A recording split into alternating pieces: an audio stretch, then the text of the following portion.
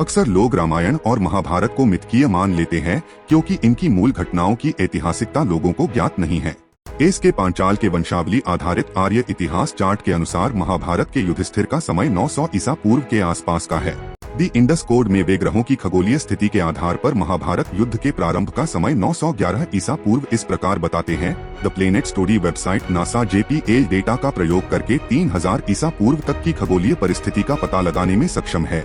इस वेबसाइट पर जब समय 26 दिसंबर 911 BC डालते हैं तो हमें ग्रहों की वही स्थिति मिलती है जो वेद व्यास की महाभारत में युद्ध के समय की लिखी गई है। इस प्रकार हमने देखा कि वंशावली के आधार पर निकला समय और खगोलीय स्थिति के आधार पर निकला समय एक ही है, इसलिए यह समय ही सही है। एस के पांचाल के वंशावली आधारित आर्य इतिहास चार्ट के अनुसार श्री राम का समय 1300 ईसा पूर्व के आसपास का है।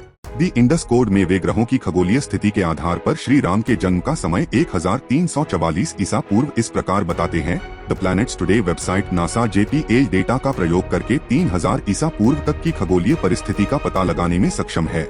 इस वेबसाइट पर जब समय 6 जून 1344 BC डालते हैं तो हमें ग्रहों की वही स्थिति मिलती है जो वाल्मीकि रामायण में श्री राम के जन्म के समय की लिखी गई है। उस वर्ष चैत्र मास अधिमास था, क्योंकि वैदिक काल से ही हर 5 वर्षों में 2 अधिमास जोड़ने की व्यवस्था थी जिसे पुरुषोत्तम मास भी कहा जाता है। इस प्रकार हमने देखा कि वंशावली के आधार पर निकला समय और खगोलीय स्थिति के आधार पर निकला समय एक ही है, इसलिए यह समय ही सही है।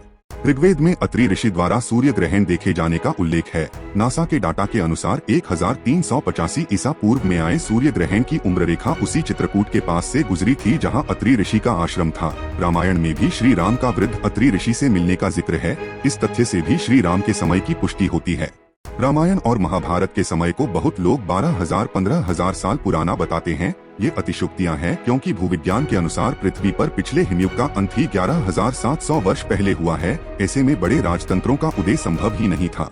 मानव सभ्यता ऐसे किसी भी व्यक्ति का नाम याद नहीं रख सकती जो लिपि की शुरुआत से पहले का हो, और भारत भूमि में लिपि की शुरुआत 6000 वर्ष पहले ही हुई थी।